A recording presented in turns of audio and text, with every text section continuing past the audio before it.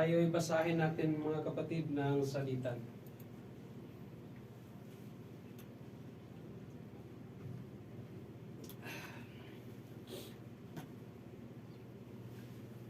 Matthew chapter 12, at sa verse 38 until 48. Basahin natin ng salitan mga kapatid. Uunahan ko sa verse 38 and then follow.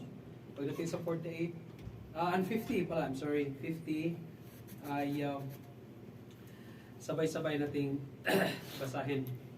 Amen. In verse 38, then certain of the scribes and of the Pharisees answered, saying, Master, we would see a sign from thee.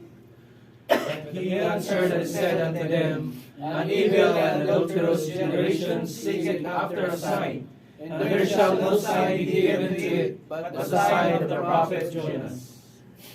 For as Jonas was 3 days and 3 nights in the whale's belly, so shall the Son of Man be 3 days and 3 nights in the heart of the earth. The men of Nineveh shall rise in judgment with this generation, and shall condemn it, because they repented at the preaching of Jonas. And behold, the greater than Jonas is here.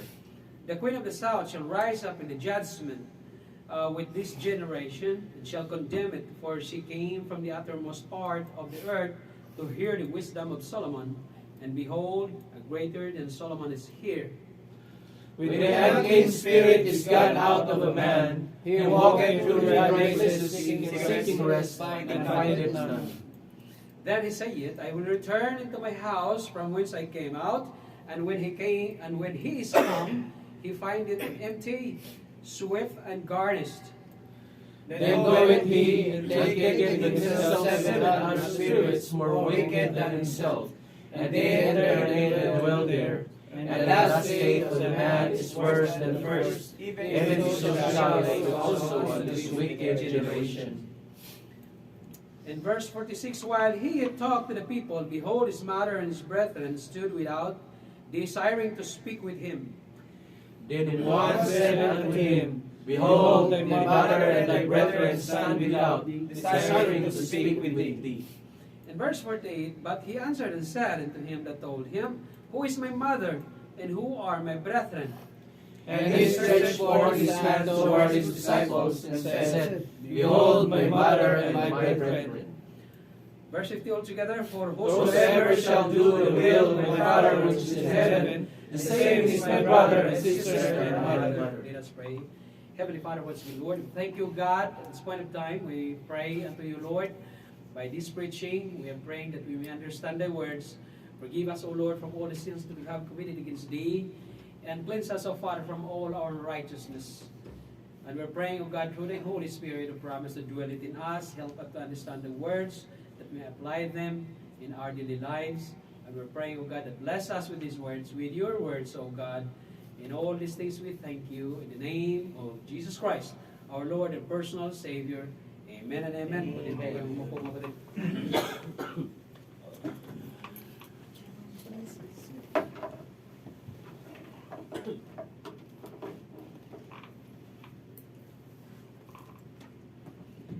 In 1 Corinthians chapter 1, verse 22, ano nakasabi dun, Brad?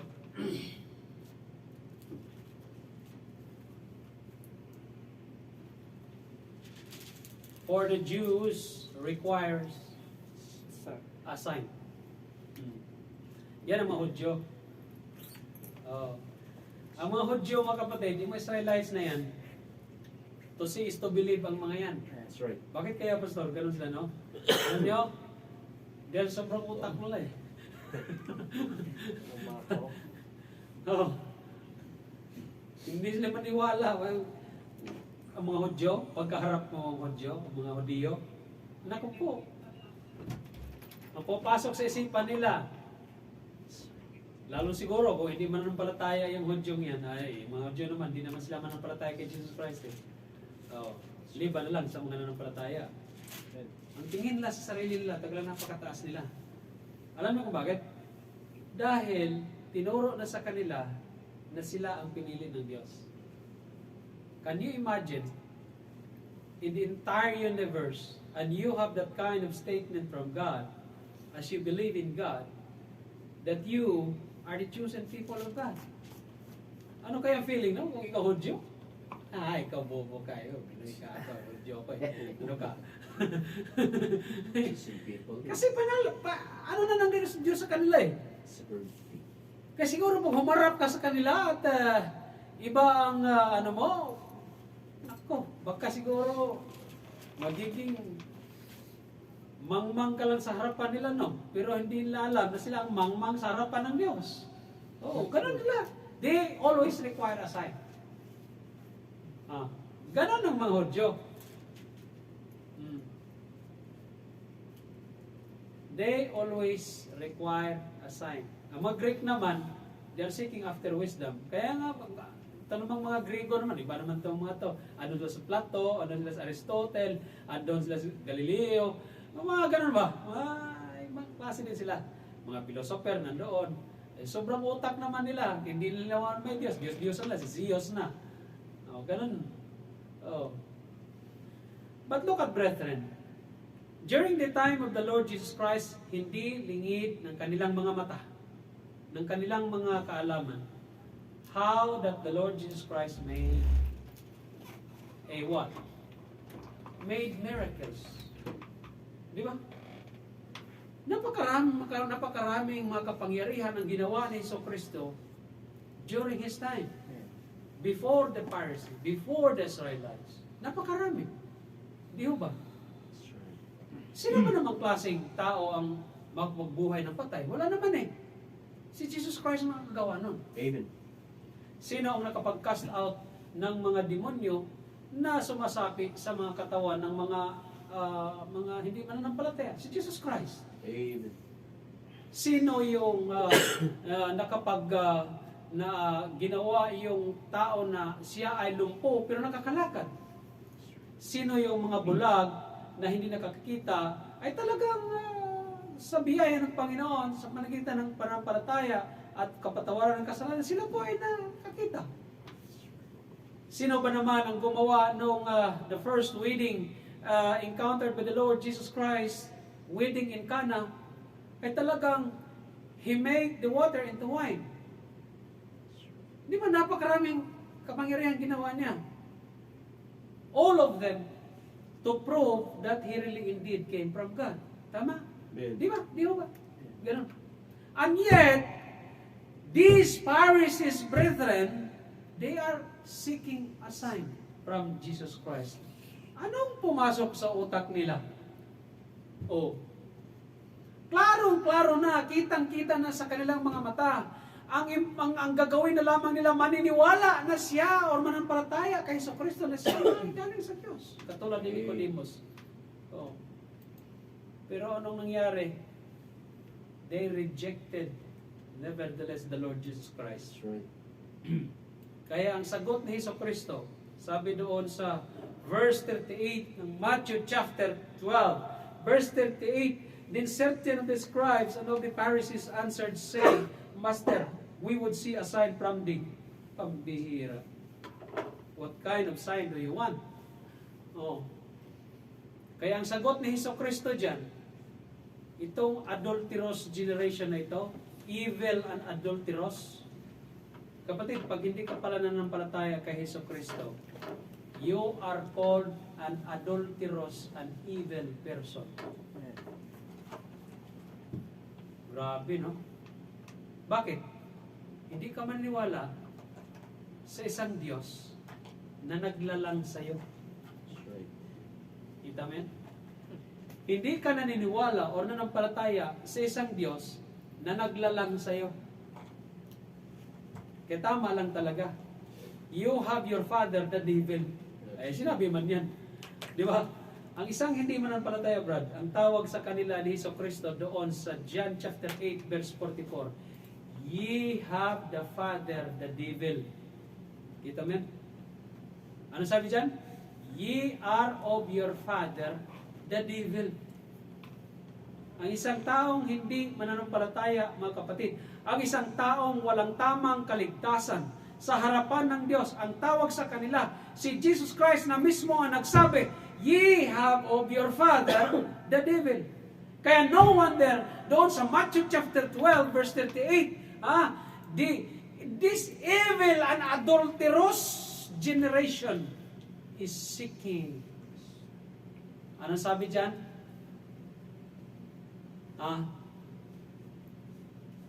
An evil and adulterous generation seeketh after a sign, and there shall be no sign be given unto it. Wala siyang ibigay na senyales na palatandaan sa kanila. Dahil kitang-kita naman kung anong ginawa ni Jesus Christ before their eyes. How that the Lord Jesus Christ made many miracles before their eyes, and yet they believe Him not. Kaya ang sabi na lamang ni Jesus Christ, yan evil and adulterous generation. You are seeking a sign? I will not give you a sign. Pero maliban na lang sa sign na ito na ibigay niya. Anong sign na binigay niya? Prophet Jonah. Ano bang nangyari kay Prophet Jonah? 3 days and 3 nights in the whale's belly. Pero in the Old Testament, doon sa book of Jonah, great fish ang tawag. So, ibig sabihin, ang whale pala, Brad, mammal siya, pero fish ang tawag, no? Ang whale. Whale's belly. Whale's belly man yan, di ba? So, yun ang binigay niya sa palatandaan, mga kapatid. Mayroong nagturo dyan sa Baptist na 3 days, yan ang basihan ng kailan ba talaga namatay si Jesus Christ? 3 days and 3 nights, ganon. Yan ang basihan eh. So, si Jesus Christ, 3 days and 3 nights in the heart of the earth. The heart of the earth is what? The grave. Yan man ang heart ng, ano ba pinakapusok ng lupa? Ano ba kailalim eh? Ibig sabihin, nalibing si Jesus Christ doon sa grave. And yet, He resurrected. May pastor nagsabi, si Hesus Kristo daw, hindi makapasok sa langit. Sabi ko, saan ba na nakita iyan? Saan ba nabasa niya yan? May nag-forward sa akin. Sino ba nag-forward doon? Hindi ko na maalala eh. Hindi na makapasok si Hesus Kristo doon sa langit. Bakit? Napunta siya ng impyerno. Saan ba niya nabasa yan? Saan ba siya nag-aaral in town? Ano bang nangyari? Kulang sa kalaman yan eh. Ibig sabihin, si Kristo daw, nandoon sa impyerno hanggang ngayon. Bakit? Hindi naman daw siya makapasok sa langit. Bakit? Dahil ang kasalanan doon ng mga tao napasa sa kanya. So therefore, katulad ng makasalanan, nandoon sa impyerno. Saan ba? Pilipinong pastor? Ayun. Kung aral ba ito? Hindi. Kung kaharap ko yun, magpangpungasi yun sa tanong ko, mayroong nakasabi, Jesus Christ resurrected, and then seated at the right hand of God. Saan pala? Ang God mo pala nasa impyerno? Bakit? Si Jesus Christ seated at the right hand of God, in the throne of God. Right hand! Asan ba ang Diyos? Ang Diyos mo pala nasa impyerno, wala sa langit. Ang Diyos nasa langit, mga kapatid. Sasabihin mo, hindi makapasok sa langit. Wala yan, kalokohan yan. Yan ang sinasabi ko sa inyo. Pag kayo, hindi kayo mag-aral ng salita ng Diyos, pag kayo'y casual reader lang at hindi kayo estudyante ng kaya, mga kapatid, patuloy lang kayong magsimba dito, marami kong matutunan. Kasi ituturo natin yung libro galing sa Bible School. Ano ang binigay ni Jesus Christ na palatandaan para sa kanila? Si Prophet Jonas.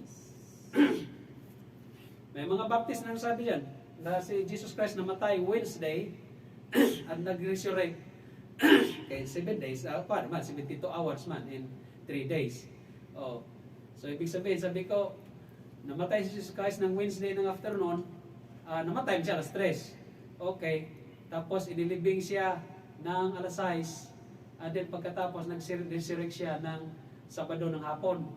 Sabi ko, hindi kumbinsido dyan eh. Kasi sinabi dyan, nag-resurrect siya early in the morning of Sunday. Gentile day, Gentile time. Sabi na, Brad, para maunawaan mo yung kung kailan talaga namatay si Jesus Christ, dapat alam mo yung Jewish calendar. Sige lang, wala problema.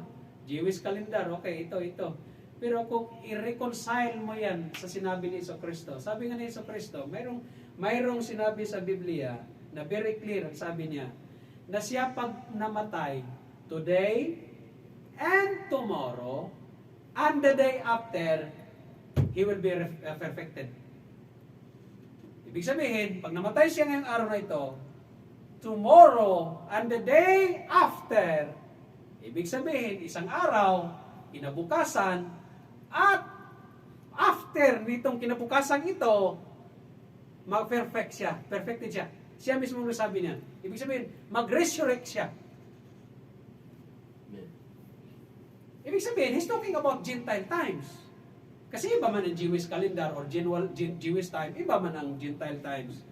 Si Jesucristo, nung nagsalita siya sa harapan ng mga tao, do not tell me that He is talking about Jewish time. He's talking literally Gentile times or Gregorian times. Kasi panahon ng Roman Empire yun eh. Sinabi niya ngayong araw na to, bukas, at saka the day after, klaro naman yan eh. Mahirap ba intindihin yung ngayong araw na to, bukas? Ano ba bukas sa inyo? Pagkatapos ng araw na to, tama. At sunod na bukas, di ba, pagkatapos ng bukas, so kung sabihin mo, Miyerkules siya namatay, paano yung sinabi niya, ako'y mamatay ngayong araw na to, kinabukasan, at after tomorrow, pagkatapos ng bukas, mag-resurrect ako. Ibig sabihin, ang kinabukasan pala nung sinabi ni Jesucristo doon, namatay siya ng Miyerkules, ang kinabukasan, hindi Huwebes, kundi Biyernes, at saka, the day after, sa sunod pang lumaktaw. Layo Oo. Yun lang ang argumento ko, very simple. Sabihin mo, Miyerkules namatay si Jesus Christ. Okay, granting. Kasi sabi man, 3 days and 3 nights na sinabi dyan sa Book of Jonas. 3 days and 3 nights, sige. Ang 1 day ng Jewish calendar is starting from sundown to sundown. Ibig sabihin, halimbawa, Miyerkules ng hapon or alas 6 at saka Huwebes ng sa Gentile kung bilangin natin, Miyerkules ng alas 6, pagdating ng Huwebes ng alas 6, 1 day. Huwebes ng alas 6 ng hapon hanggang sa Biyernes ng alas 6 ng hapon is pangalawang araw. And then, alas 6 ng Biyernes ng hapon patungong alas 6 ng Sabado ng hapon, pangatlong araw. 3 days and 3 nights. Okay, Jewish calendar. Pero mayroon talagang sinabi si Jesus Christ eh. Today and tomorrow and the day after. Brad, saan hanapan? Hanapin niyo. Tomorrow. Sabi, sige. Tomorrow. Sa Matthew yan. I think Matthew 22 or hanapin niyo. Tomorrow. Ihiwalay mo ang to at saka ang moro.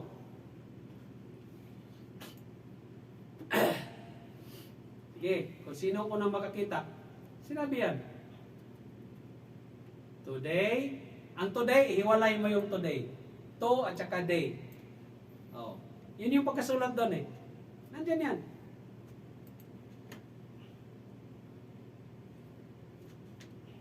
Brad, mayroong ano dyan, Brad? Mayroong isang PowerPoint dyan. Nakabukas na siya. Buksan mo na lang. Wednesday, yung sinabing Wednesday dyan. Yan. Okay. Sige. I-ano mo. Palakihin mo. Okay. Yan. I-ano mo. I-click mo yung palaki. Yan. Okay. Sige, ako na lang hanap.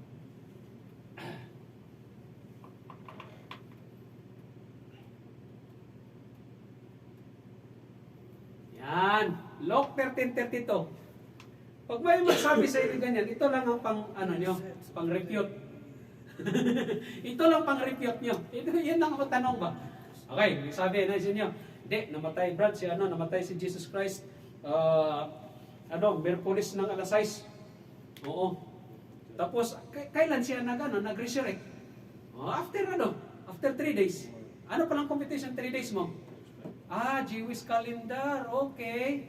Di ibig sabihin, Pagdating ng Sabado ng hapon, o alas 6 ba, ng Gentile time, dapat nag-resurrect na Jesus Christ. Sabi mo, saan si Jesus Christ ng ng alas 6 ng Saturday, hanggang gabi, madaling araw, upon the first day of the week, doon nag-resurrect si Jesus Christ. Yun ang pangatlong araw. Kaklaro na, no? Go ye until that fax. Behold, I cast out devils and I do curses today. I do cures today. Nagpagaling ako. Okay? And then, anong nangyari sa kanya? They crucified him.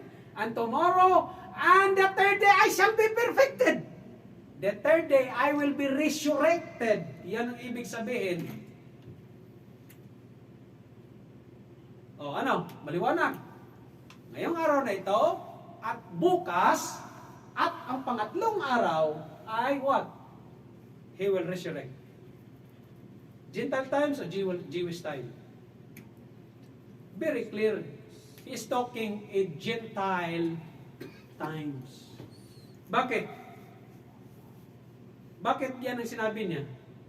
Ang mga audience niya, remember, nag-preach si Jesus Christ sa Galilee, sa region of Galilee. Wala pa siya doon sa Jerusalem. Pupunta na lang siya ng Jerusalem pag malapit na siyang i-crucify. Okay? Luke 13:32, nevertheless, I must walk today, and tomorrow, and the day following. For it cannot be that the prophet perish out of Jerusalem. Nandyan pa siya sa Galilee. Nag-preach. Kailangan nandoon siya sa Jerusalem. Kaya hindi man siya pwedeng mamatay. Nasa labas siya ng Jerusalem. Dapat doon sa Jerusalem. Tama? Look at what the Lord Jesus Christ said. Ngayon, hindi pa ako pwedeng napatayin. Okay? Kasi dapat nandoon sa Jerusalem, at ang mangyari sa kanya, ngayon, I will be walking, okay pa siya, pero patayin siya Di ba? Iko-crucify siya Kinabukasan, and tomorrow, and the day the following, for it cannot be that the prophet perish out of Jerusalem. Bakit? Sinabi na kasi niya dito, the day after, ang tinatawag, today, tomorrow, at ang sunod na araw, yung pangatlong araw na susunod, mag-resurrect siya. Kaya nga lagi niya sinasabi, and upon the third day, I will rise again. Di ba yun lagi sinasabi niya? Because literally, he is talking about today, tomorrow, and the day after, counted as one day, mga kapatid. Remember, may mga katuruan si Jesus Christ na kung saan, kahit nung nagsalita siya about a certain man na nag-hire siya ng magtatrabaho, umpisa ng umaga, tanghali at alas 3 hanggang alas 5, noong magkabayaran na, counted as one day. Tama? Counted as one day. Naalala ninyo na nagturo siya ng ganon? Na nagreklamo yung nasa umaga, sabi mo, Lord, kami, grabing pagtutoil namin sa buong araw, tapos mayroong isa dyan, hinahir mo ng alas 5, at pagdating ng bayaran, parehong bayad namin, a penny a day. Bakit naman ganyan? Kasi nga si Jesus Christ, He counted, even pag namatay siya ng alas 3 ng hapon, He counted alas 3 hanggang alas 6, He counted it as a day. Kahit portion lang. Di ba? Paano nila sagutin yan? Kasi ang 3 days is 72 hours. Si Esther, ang sabi niya, ang isang araw, mag-fasting kayo, 3 days. 3 days or night. 3 days, night or day. Kung night ka mag-fasting, walang problema, it is counted a day. Di ba? Or night, or a day, it will be counted as one day. Bakit? Ang sabi ni Jesus Christ doon sa panahon ni John sa book of John chapter 11 verse 9. Are there not 12 hours in a day? Si Yesu Kristo na mismo nagsabi. Di ba mayroon, sabi ni Jesus Christ, di ba mayroong 12 hours ang isang araw? Ibig sabihin, He counted one day as 12 hours. He counted as a Gentile times. When He's talking to the Gentiles, and yet He's talking as a Jewish times, paano siya maunawaan ng mga Gentiles na to? Very simple argument. Si Yesu Kristo mismo nagsabi, ang isang araw, mag-count ka ng 12 hours, one day na yan. Sabi niyo, di ba ang isang araw, 12 hours?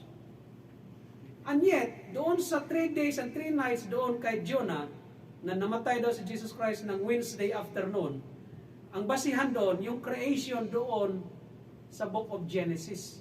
Kapatid, ihiwalay mo yun. Bakit? Dito sa pagkamatay niya, He is literally talking at Gentile times. At kung magsalita siya ng Jewish times, Gentile kaharap niya, paano siya maintindihan doon? Kaya nga, tinan mo. Kaya nga sabi ko ni Esther, ano kayo? Go, gather together all the Jews that are present in Shushan, and fast ye for me, and neither eat nor drink. 3 days. Sabi niya, mamili kayo, night or day. According to the computation of the Lord Jesus Christ, tingnan mo, 12 hours in a day. Kasi ayaw nilang maniwala na si Jesus Christ namatay ng Friday afternoon ng alas 3. Count 12 hours. Kasi ang 3 days, kung basihan natin yan, 3 days is how many hours? 12, 12, and 12. 36 hours. 3 days, 3 afternoon ng Friday until 3 in the early morning of Saturday in the Gentile times, 1 day. Alas 3 ng madaling araw hanggang alas 3 ng hapon ng Saturday, pangalawang araw. Alas 3 ng hapon ng Sabado hanggang patong alas 3 ng hapon ng madaling araw ng Sunday. Pangatlong araw, tama ang sinasabi na nag-resurrect si Jesus Christ early in the morning of the first day.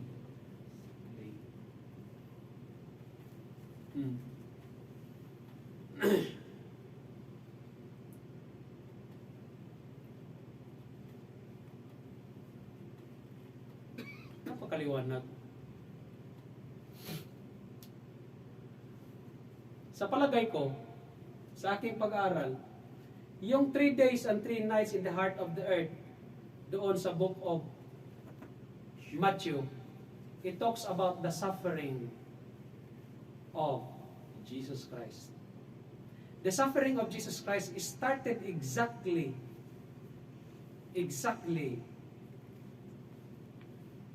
bago siya tinatrial before Pilate.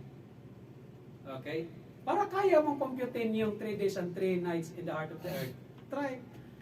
Ano bang nangyari ni Jonas pala? Ano bang nangyari ni Jonas doon sa tiyan ng malaking isda? Ano bang nangyari sa kanya? Komportable ba siya doon? Hindi. Hindi komportable si Jonas doon sa tiyan ng malaking isda. Complain nga siya eh. Parang nga lang na siya nasa impyerno eh. Oo, kasi mainit nga naman siya doon. Paglabas nga niya, naluto siya eh. Oo. Oh, ano nangyari? So, hindi siya komportable. Pero din si Jesu Cristo. 3 days and 3 nights upon the heart of the earth. Yung suffering niya, hindi talaga komportable. Parang pareho siya kay Jonas. Oo. Bakit si Jonas, nung niluwa ng isda, namatay na ba siya? Hindi naman na. Si Jesus Christ, hindi pa siya namatay upon his suffering. Oo.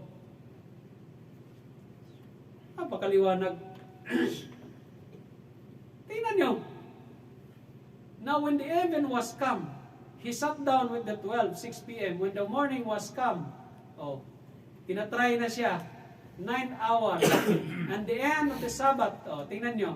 Now the next day that followed the day of preparation, mga kapatid, ang the day of the preparation for the Jewish is Friday, wala nang iba. Kaya ang Sabbath day nila, Sabado eh. Tama?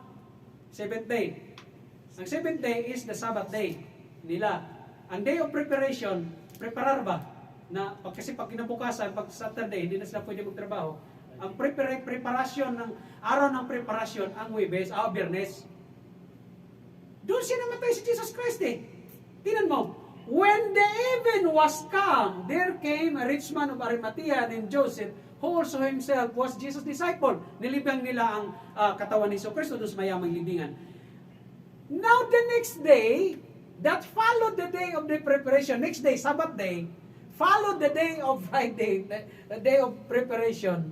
The chief priests and the Pharisees came together to Pilate. Sabi nga, huwag niyo ano, nagbayad sila doon, ang mga Parisian, nagbayad sila doon, nabantayan yung, kasi si Jesu Cristo, whole day of Saturday, nandoon talaga siya sa libingan eh. So, ang ginawa ng mga Parisian, nagbayad sila ng mga tao na bantayan talaga kasi baka mamaya lalong masaklap ito. Kasi mapatunayan talaga, sinabi ni Sakrinia na mag-resurrect siya kinabukasan. Ano bang kinabukasan? Sunday ng early in the morning, Gentile times. Ano ginawa nila? In the end of the Sabbath, the end of the Sabbath, talking about Gentiles time, the end of the Sabbath, kasi Sabado, Seventh-day Adventist nga eh, pagdating ng, ang end of the Seventh-day Adventist, ang end of the Sabbath nila, pagdating ng alas 6 ng hapon, pwede na silang magtrabaho. Okay? Pwede na silang magtrabaho. Bakit? End of the Sabbath na nila yan eh. Ang ginawa nila, as it began to dawn, kaklaro niya, no? End of the Sabbath, alas 6, okay? As it began to dawn, magbukang liwayway, toward the first day of the week, kay Mary Magdalene, wala silang kita. Bakit? Pagdating nila doon, alas 6 na ng umaga, bukang liwayway na, yun na, may araw na. Wala na, saan si Jesus Christ? Wala na, resurrect na. Kanina pa, madaling araw. Marami. Kaklaro yung tingnan mo. Pag-urasapan natin ang resurrection ni Jesus Christ, yung pagkabuhay ng muli, tingnan mo ang sinabi sa Mark 16:9. Doon pa lang, sa 42, and now when the even was come, because it was the preparation, hapon ng alas 6 ng Friday. Preparation din eh. That is the day before the Sabbath. And when the Sabbath was passed, nung dumaan na ang Sabbath, Mary Magdalene and Mary the mother of James and Salome had bought sweet spice that they might come and anoint him. In 16:2, and very early in the morning, tingnan mo ang resurrection ni Jesus Christ. Very early in the morning. Kasi sabi nga niya ngayon, bukas at sa makalawa, mag-resurrect na ako. Today and tomorrow, and the day after, ay mag-resurrect na ako. Ano sabi niya? And very early in the morning, ano yung very early in the morning ng first day of the week? Di ba Sunday? Madaling araw ba ng Sunday? They came to sepulchre at the rising of the sun. Now when Jesus was risen early the first day of the week, klaro. First day of the week, sa Sunday, ng madaling araw, ang ibig sabihin niya. Di ba? He risen early the first day of the week. Ngayon, kung kwentahin mo yung Miyerkules siya namatay, tapos wala siya ng Huwebes, wala din siya ng Friday, wala din siya ng Saturday, natapos ang 72 hours. Kailan natapos ang 72 hours? Di Saturday ng afternoon, mga alas 6. Saan siya? Nag-resurrect mo siya? Hindi. Nag-resurrect siya nga, first day of the week eh. Bakit? Sabi na nga niya ngayon, bukas, at susunod na bukas, mga 3 araw. Bakit? Anong counting? Counting. Sabi nga ni Esther, fast for me 3 days, night or day. Kung mag-fast ka ng gabi, isang araw na pala yun. Kung mag-fast ka rin ng araw, mamili ka, days ba ang gusto mo or panggabi? Kung gabi ka, count ka lang ng 12 hours, isang araw na yan ang counting. Bakit? Sabi ni Jesus Christ are there 12 hours in a day? Maliwanag sa inyo? Sabi ko, hindi ako kumbinsido doon sa sinasabi nila na si Jesus Christ namatay ng Miyerkules. Kasi Jewish calendar daw yun. Okay, Jewish calendar, problema. Pero may sinabi yung Biblia eh. Ano palang sinabi ni Jesucristo? Nasabi niya, ngayon at bukas. Ang ibig palang sabihin doon, ngayon at pagkasunod pang bukas, at pagkasunod pa ng bukas ng bukas ng bukas, doon ako mag-resurrect. Dapat ganun sinabi niya. Sinabi niya, today, tomorrow, and the day after. O, di ba? Balik tayo doon, Brad, sa ano. Walang problema. Pagka maliwanag ang pagkapaliwanag, maniniwala ako doon. Walang problema. I am ready to change my preferences. Oh. Okay? Mayroon pa nga isang pastor, paliwanag sa akin, sa kakapaliwanag niya, namatay daw, nag-resurrect daw si Jesus Cristo. Ano? Sunday ng afternoon na. Naku, patay. Sabi ko, Sunday na ng afternoon. Sabi ko, parang lalong lumabo sa sabaw ng ano. Yan din sinasabi natin eh. Huwag. Okay. So balik tayo doon sa Matthew chapter 12. At sa verse 38 at 39. Ngayon, pastor, paano yun? Ang ibig sabihin nun? So, hindi pala ibig sabihin kamatayan ni Jesucristo yun, doon. Ay, simple lang God ang pangunawa. Dahil nang hingi ng palatandaan ang mga evil and adulterous generation, wala siyang binigay na palatandaan, kundi ang palatandaan lamang ni Prophet Jonas. Ano ba ang pinaka-konteksto sa ginawa ni Jonas? Dapat ganon. Ano ang pinaka-konteksto sa ginawa ni Jonas at ano din ang pinaka-konteksto na ginawa ni Jesucristo? Huwag mong ibaling doon sa 3 days and 3 nights na doon namatay si Jesucristo. Dahil ang konteksto, sinabi na kung ano ang ginawa ni Jonas, ano naman ang ginawa ni Jesucristo? Pareho lang silang dalawa eh. Ang ginawa ni Jonas, ang pinaka-focal point, pinaka-context talaga, pinaka-buod ng ginawa ni Jesucristo sa panahon ni Jonas, he preached salvation to the Ninevites. Di ba? Yun naman ang ano eh. Nag-preach si Jonas sa Nineveh, and ilan ang naligtas doon? 60,000 people and much cattle naligtas sa panahon yun. Dahil titirahin na ng Diyos yung Nineveh. Dahil ang wicked nilang ginagawa, umabot na sa kalangitan eh. Kaya ang ginagawa ni Jesucristo, pag hindi Jonas, pumunta ka doon, mag-preach ka doon, sabihin mo sa kanila, mag-repent sila, para hindi sila masisira. O anong nangyari? Nag-preach siya doon, may naligtas. Si Jesucristo, ganito ang ginawa ni Jesucristo. Sabi niya, for as Jonas was 3 days and 3 nights in the wilderness, so shall the Son of Man be 3 days and 3 nights in the heart of the earth. Pagdating sa 41, Brad, ang sabi dyan, the men of Nineveh shall rise in judgment with this generation and shall condemn it, because they repented at the preaching of Jonas, and behold, a greater than Jonas is here. Kita mo? Anong pinaka-focal point? Anong pinaka-sentro ni sinabi ni Jesucristo? Kung anong ginawa ni Jonas, nag-preach siya at may naligtas, may nagsisisi, at may naligtas, 60,000 men, okay? And they repented, naligtas sila. Ito mga tao, ito, alam nyo ang mga naligtas ngayon at noon? Pagdating ng judgment, we will judge the Israelites. Kaya yan ang ibig sabihin dyan. The men of Nineveh shall rise in judgment with this generation and shall condemn it, because they repented the preaching of Jonas, and behold, greater than Jonas is here. May mas malaki pang usapin, may mas malaki pang tao kaysa kay Jonas nandito sa harapan nyo. Ang ibig sabihin ni Jesucristo, kayo dapat ay mananampalataya, kayo dapat. Kung anong nangyari kay Jonas, may nanampalataya sa kanya, kayo din mga Pariseo, dapat mananampalataya kayo sa akin. Amen. Hindi naman kayo bulag eh. Gumawa na ako ng mga kapangyarihan. Yun na yung sasabihin ni Jesus Christ eh. Hindi naman bulag sila na hindi na makikita ang mga ginagawang kapangyarihan ni Jesus Christ. And yet, they are seeking a sign. Tingnan mo. Di ba yan ang konteksto? Nagbigay siya ng pangalawang konteksto. Oh. Si Solomon, ginawa ng dahilan Ang queen of the south shall rise up in the judgment with this generation, and shall condemn it, for she came from the uttermost part of the earth to hear the wisdom of Solomon. And behold, sino si Solomon? Sino si Solomon? Si Solomon, si King Solomon, ay sa book of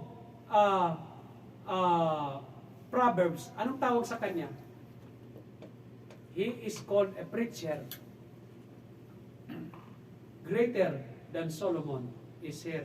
Greater preacher before thy eyes. Nandito, manampalataya kayo dapat sa akin. Yan ang ibig sabihin dyan. Manampalataya kayo kay Jesucristo. Greater than Jonas, si Jonas nag-preach.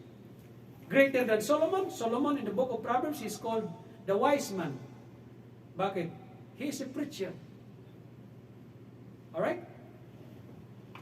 And behold, greater than Solomon is here, preaching kingdom of God. Di ba yan ang lumalabas bibig ni Jesucristo? For the kingdom of God is like unto. Di ba? Di ba ganyan? He preached salvation, brethren. Kung nag-preach si King Solomon at his time, well ngayon, may nagpipreach greater than Solomon is here. Bakit hindi kayo nampalataya sa kay Jesucristo? Bakit lagi kayong, I will seek a sign? Kita niyo ang context? Yet, may mga Baptist, ginamit yan 3 days and 3 nights in the heart of the earth. Mga kapatid, ang kamatayan ni Jesucristo, siya na nagsabi. Mamatay siya ngayong araw na to, kinabukasan, at sa sunod na bukas, mag-resurrect siya. Literal na sinabi niya yan ni Jesucristo. Hindi na siya nagpaligoy-ligoy pa. Talking about Jewish calendar. Eh, kung may Jewish calendar doon, kaya yung i-reconcile. Paano mo reconcile yun? So, umpisahan mo ang suffering ni Jonas, suffering ni Jesus Christ, suffering ni Jonas doon sa 3 days and 3 nights doon sa Wells Valley. O sige, suffering of the Lord Jesus Christ is started until His death. Makwenta mo rin ng 3 days and 3 nights. Nag-umpisa ng Miyerkules. Bakit? Doon sila nahirapan. Nanalangin nga siya doon sa Gethsemane. Ano panalangin ni Jesucristo? Di ba ang luha niya? Di ba ang luha niya ay tulad na ng dugo?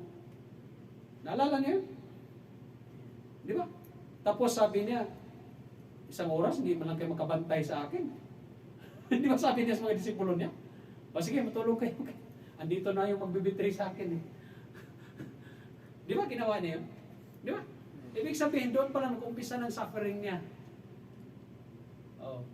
O doon, talagang makumpleto mo yung 3 days and 3 nights hanggang sa Sabado. Paano mo reconcile? Bakit? Kasi hindi mo ma-reconcile yung sinabi mong 3 days and 3 nights na magmula ng Wednesday afternoon. Yun nga lang ang tanong ko eh. Sa isang pastor eh. Sabi ko, Pastor, paano ito ma-reconcile? May sinabi dito eh. Today, tomorrow, and the day after. Paano yan ma-reconcile? Umpisahan natin yung Miyerkules. Na si Heso Kristo, kaharap niya mga taga-Galileo, taga-Galili, mga Gentiles. Alam naman mag-usap, magsabi siya ng Jewish calendar o Jewish counting. Oo. Di ibig sabihin pala niya, maguguluhan yung mga hinti. Ibig sabihin pala, bukas pala niya, sunod ng mga araw pa naman, malilito ang mga tao dyan. Paano yan ma-reconcile? Kaklaro? Tapos ang pag-resurrect pa niya, madaling araw ng first day of the week. Ang sabi niya, nag-resurrect Jesus Christ, gabi ng Sabado. Gabi ng Sabado. E di sana sinabi, upon early night, hindi Saturday or ganon, night ng Sabado, doon siya nag-resurrect. Pero sabi doon, early in the morning. Early in the morning, first day of the week. Kaklaro niya, no? So therefore, hindi ako makumbinsi. Sige lang, galingan mo pa pagpaliwanag. Galingan niyo pa pagpaliwanag. Pag makumbinsi naman ako, okay naman, wala nang problema. Ready to tayo, walang problema. Balihin natin. Kung magkamali ka, paano yun? Porque bate mali ka, pagsiksikan mo pa rin ang katotohanan mo, mali naman yung sa'yo. Eh kung nakoreksyonan ka na tama naman sa kanila, o edi sundin. Ganun lang yun. Alam naman, makipag-debate ka pa. Patawarin mo ako, Lord, mali ang ano ko. Pero ito talaga, literal talaga yung mga sinasabi ni Iso Kristo eh. Kita mo yan? So, greater than Jonas is here. Because what Jonas doing during his time, he preached at may naligtas. The Lord Jesus, si King Solomon, he preached, may nanampalataya. Dapat, panahon ni Jesus Christ, may nanampalataya din. Because he's preaching salvation. Huwag yung, Lord, we will seek a sign. Talaga naman. Di ba yan ang pinaka-konteksto ng lahat ng usapin dyan? Oh. Greater than Jonas is here, greater than Solomon is here. Tama? Oh. Now, yung return of the unclean spirit, alam na natin yan, ha? Ang hindi ligtas, mga kapatid, pag yan ay naposes ng demonyo, klaro yan, mapoposes yan. Pag itong hindi manampalatayang ito, hindi ligtas ba? Iposes ng demonyo, mangyayari yan, kaya yan. Bakit? Walang Holy Spirit sa kanya. Sure. Pero pag may Holy Spirit na yan sa kanya, ang taong yan, never maposes ng demonyo yan. Halimbawa ako, ano kung maposes ng demonyo? May Holy Spirit na ako eh. Pagpasok pa lang nga, uy, may tao.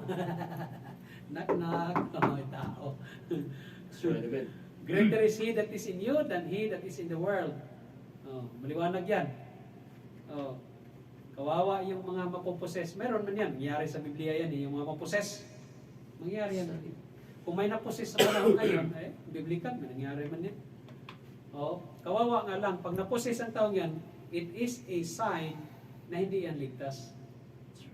Alright? Pastor, paano yung sa movie? Ang naposes yung mga pare eh. Kasi hindi naman ligtas sila eh. Oh. Hindi naman naligtas. Ano nangyari pala sa kanila? Kung nangyarian lang, naligtas.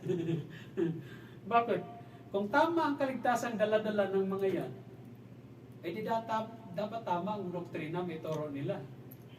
Eh mali eh, kaklaro sa mga doktrina, mali-mali na oh. Ibang doktrina na tuturo eh, tapos sabihin mo pa rin tama ang kaligtasan nila. Kapalukuhan naman yun. Oo. Ang taong may tamang kaligtasan, may tama siyang doktrina in the beginning pa lang. Okay? Sa Biblia, maligtas mo na ang tao bago ibautismo. Sa Katoliko, bautismohan mo na ang tao bago siya, maligtas ba siya o hindi? Walang pinagkaiba. Sa nauna ang kabayo dapat, nasa huli ang karosa. Mauna mo na ang salvation ba, sunod ang bautismo. Sa Katoliko, maliwanag, nauna ang karosa, nahuli ang kabayo. Tama? Ano ibig sabihin? Nauna mo na ang bautismo, bago siya maligtas, kung maligtas man siya. Di ba? Kaklaro eh, binibinyagan ang bata eh. Hindi ba? Tapos sabihin mo, tama ang kaligtasan ng mga yan? Uy, hindi po. Sa labas pa lang ng simbahan, klarong-klaro, may malaking bato dyan, nakahiwa, may mga sulat, thou shalt not any other gods, ganito, ganyan. Ibig sabihin, ang kaligtasan nila, nandun sa bato, sa tinuro ni Moses. Ibig sabihin, 10 Commandments, Law of Moses. Kapatid, ang batas ni Moses, natapos doon sa cross ni Jesus. Pinako kasama niyan. Maliwanag sa atin? Ang kaligtasan? Soteriology. The doctrine of salvation. Oh. So therefore, huwag mong sabihin sa akin, Pastor, nandito ako sa Katolik. Tumanggap na ako dyan, di ba?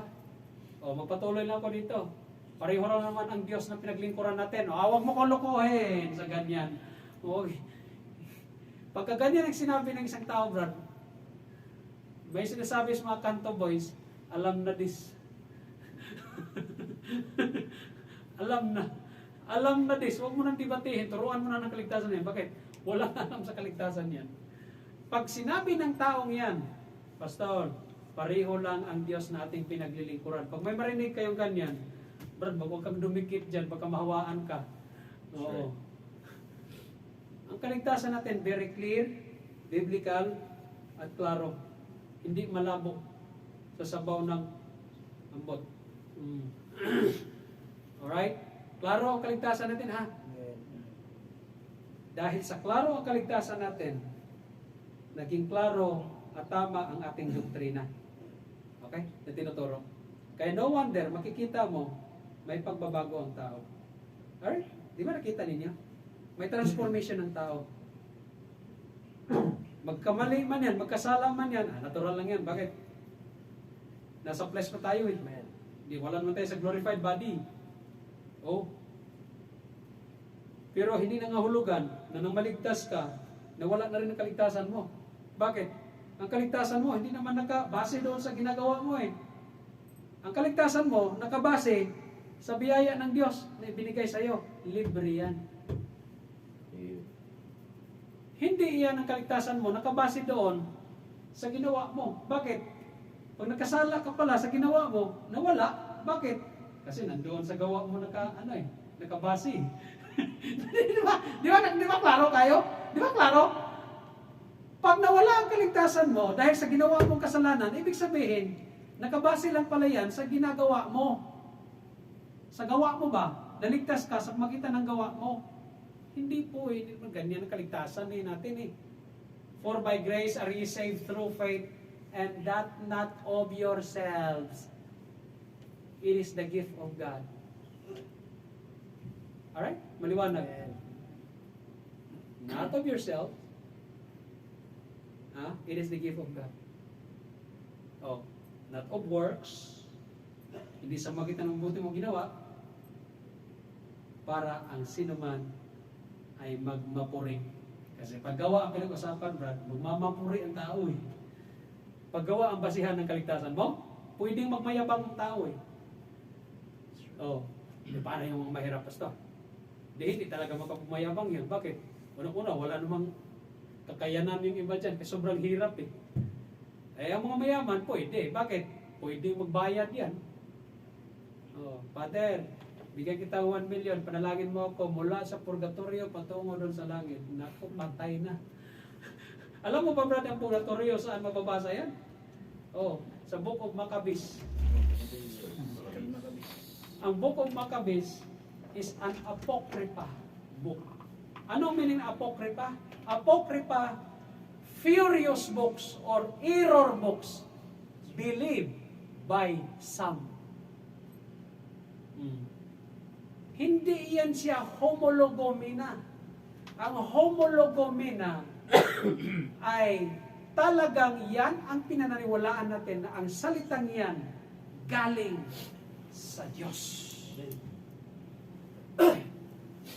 Homologomena, antilogomena, apocrypha, and pseudepigrapha. Huwag niyo akong lokohin dyan. Nandito sa libro yan. Called Bibliology. Okay? Oh. Purgatorio, nandoon yan, Book of Maccabees. Dala-dala din nila, Book of Enoch. Mabuti na lang, mayroon tayong katotohanan. Kasi ang sabi nga naman doon sa John chapter 8 verse 32, and ye shall know the truth, and the truth shall make you free. And in verse 36, and if the Son therefore hath make you free, or shall make you free, then ye shall be free indeed. Yeah. Liwanag sa atin mga kapatid. So, next week, patuloy pa rin tayo mag-aral. Sunod-sunod lang yan. Salamat sa Panginoon. I hope you understand something today. I hope you learn something today. Amen mga kapatid? Pagpalain tayo ng Panginoon. And let us stand, let us pray. Brad, pakipindot, Brad.